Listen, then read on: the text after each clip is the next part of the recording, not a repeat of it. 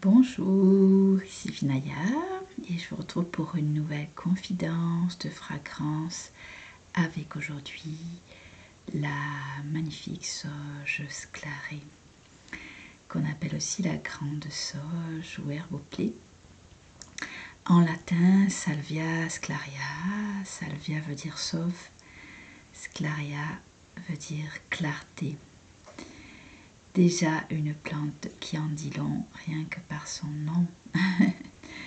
Voilà, donc à ne pas confondre avec la sauge officinale qui, elle, est très neurotoxique et abortive.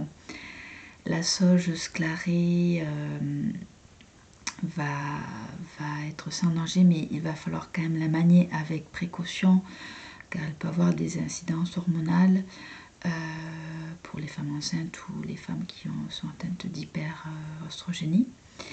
Et puis, elle peut aussi provoquer des relations fortes d'amour ou de rejet. Donc, il faut savoir que c'est une grande dame qui peut nous faire réagir et ne pas nous laisse rarement indifférents. Voilà, donc 3 aspects qu'elle souhaite que son archétype a à nous enseigner. C'est l'aspect de guérison, en deuxième l'aspect d'aide à la perception et en troisième l'aide au passage, notamment dans les passages du féminin. Et puis aussi le côté de nous aider vraiment à renouer avec notre désir et de marier les chakras 2 et 4. Voilà, donc pour revenir sur le premier point, la guérisseuse. On l'appelle la guérisseuse.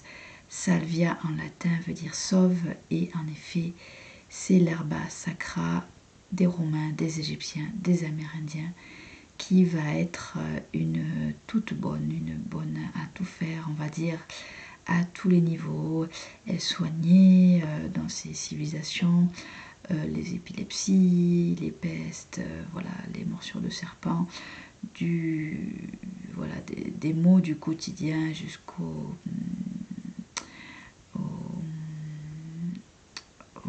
maladies les plus graves. Elle va protéger, purifier et à la fois c'est un grand équilibrant hormonal et nerveux qui va nous aider à lâcher prise, à lisser les cicatrices du passé, à soulager les peines de cœur, à en finir vraiment avec le jugement. Et elle libère vraiment. Et des fois, elle peut même nous amener vers de grands fous rires, tellement qu'elle équilibre, voilà, au niveau nerveux, enfin, qu'elle apaise. Et ma rencontre avec elle, quand je la pose sur mon cœur, quand je me connecte à elle, c'est vraiment tout ce rayonnement, cette puissance, cet amour, cette douceur, cette joie, et ce côté très caressant. Je sens de grandes feuilles se courber vers moi, m'envelopper. C'est vrai qu'elle est assez grande comme fleur. Elle peut atteindre, elle peut monter jusqu'à 1 mètre, c'est sur de grandes tiges ligneuses, un petit peu velues, un petit peu poilues. Elle a un côté un peu revêche comme ça à premier abord, un peu yang. Et de notre côté, elle a de grandes hampes fleuries qui vont du violacé au rosacé, qui sont magnifiques, toutes tournées vers les abeilles et vers le ciel. Voilà, donc on peut sentir ce côté très puissant, très rayonnant en elle, la guérisseuse. Le deuxième aspect, c'est qu'elle va nous aider à percevoir. Donc sclarea en latin, donc ça signifie la clarté. Et elle va vraiment, voilà, à l'image de ces hampes, comme je disais, qui vont s'élever vers le ciel, elle va vraiment nous reconnecter à la lumière. Les fleurs peuvent être très dorées, tirées, enfin, du rose jusqu'au blanc doré. Elles sont très très lumineuses. Et donc en lien avec le ciel, elles vont ouvrir notre 6e chakra, le chakra du 3e œil, et elles vont favoriser notre activité onirique, notre relation aux connaissances anciennes, aux ancêtres, à l'introspection. On dit que c'est le thé du penseur. Elle soutient vraiment les forces de l'esprit. Dans un cadre intellectuel, elle peut soutenir aussi beaucoup les artistes par ses qualités psychoactives et son aide à la créativité.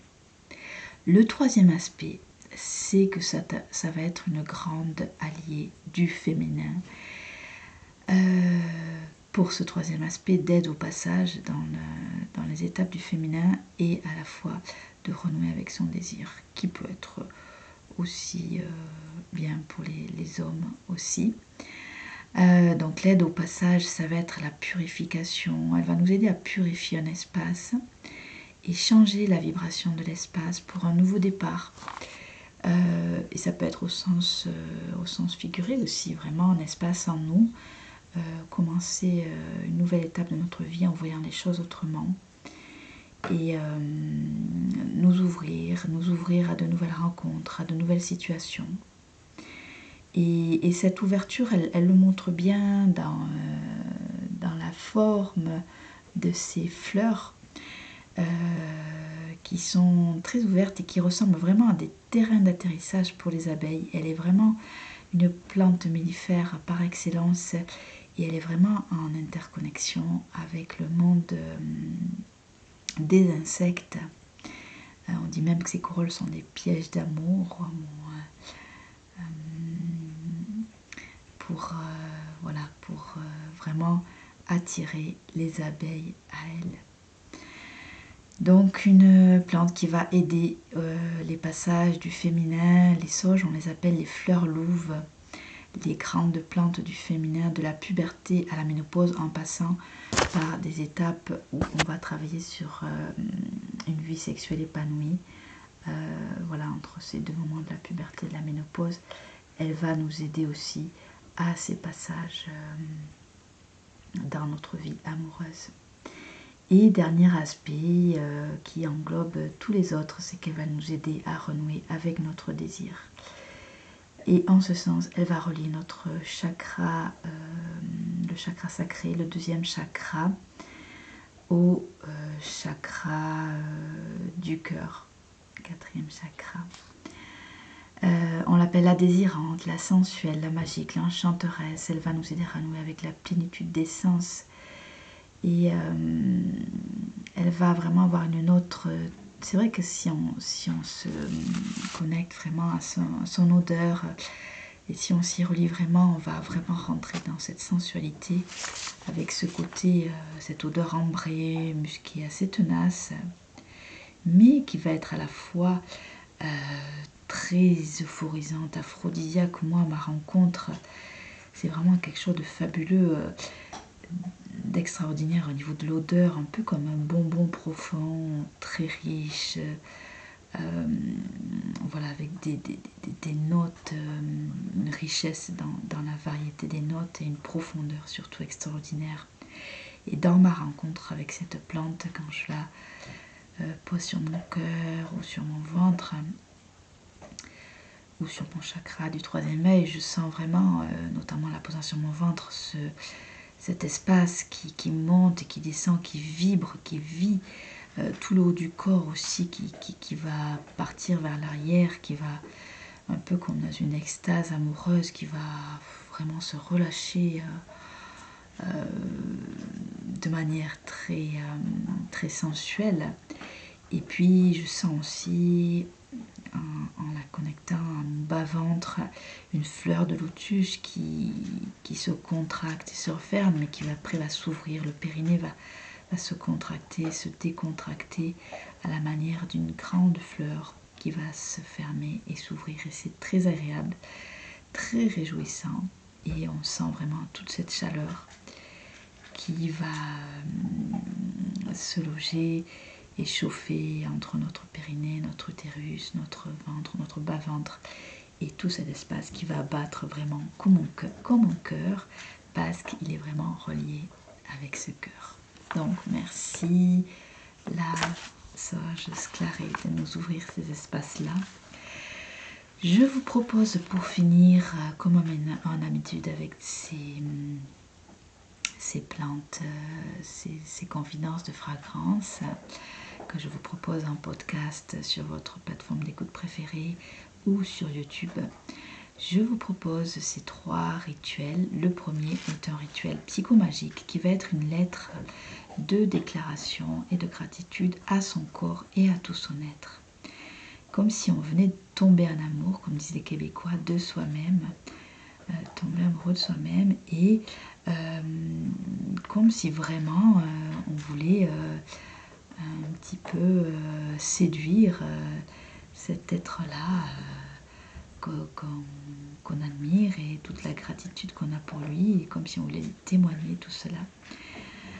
Voilà, c'est d'écrire cette lettre. Le deuxième rituel, c'est un rituel de libération énergétique qui peut être pratiqué par les femmes, par les hommes aussi, qui peuvent se relier à leur yoni subtil et le pratiquer tout autant. Donc je vous propose d'apprendre à apprivoiser l'énergie féminine et de soigner votre féminin blessé en faisant cette méditation du baume utérin.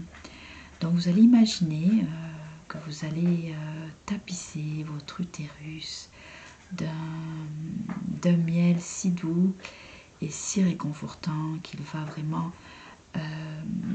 se délier, s'ouvrir vraiment dans toute sa profondeur. Alors on va essayer de recouvrir et de tapisser le haut, le bas, la gauche, la droite, voilà, tous les recoins en n'oubliant aucun espace. Et on va imaginer aussi beaucoup de rose et de doré, voilà, du doré colombienne et du rose comme la compassion. On peut aussi demander l'aide de l'esprit féminin, des divinités féminines. Et on va aussi pouvoir imaginer la corolle de son vagin qui va être comme les fleurs de la sauge sclarée, toutes ouvertes aux abeilles qui viennent s'y poser. Voilà, offrir et ouvrir vraiment cet espace-là du vagin et de l'entrée de notre grotte sacrée pour des insectes bienfaisants et amoureux, en essayant de co-créer une nouvelle vie grâce à cette pollinisation, grâce à cette offrande aux abeilles qui vont pouvoir à leur tour recréer la vie à l'infini. Et comme dernier rituel, je vous propose un rituel aromatique qui va être de diluer l'huile essentielle de sauge sclarée à 10% maximum dans une huile végétale comme l'huile d'olive, l'huile de sésame, l'huile d'amande douce, l'huile de jojoba. Voilà, celle qui vous attire, et d'appliquer, donc de faire des méditations olfactives bien sûr. Donc attention, comme je le disais, ça peut provoquer quand même au début des relations de rejet ou d'amour très très fortes. Je sais qu'il y a quelques années, j'étais pas encore tout à fait réconciliée avec mon féminin. Je dis pas que le chemin est tout à fait fini, mais j'ai quand même parcouru un bon chemin. Donc je peux voilà, je détestais cette odeur de sauge sclarée il y a quelques années parce que j'étais pas totalement investie par mes énergies féminines et en communion avec elles, alors qu'aujourd'hui voilà, j'ai fait tout ce travail de réconciliation et je suis vraiment en amour avec cette sauge sclarée que j'adore et qui est vraiment extatique pour moi et qui ouvre vraiment de grandes portes à tous les niveaux. Donc voilà, je vous propose d'en appliquer sur le chakra du 3e œil principalement pour vous ouvrir à cette perception et vous relier à votre intuition un petit peu plus. Voilà ce que nous propose cette enchanteresse, grande alliée du féminin. Et donc je vous souhaite de grandes et de belles explorations avec elle. Et je vous dis à très bientôt pour de nouvelles confidences de fragrance.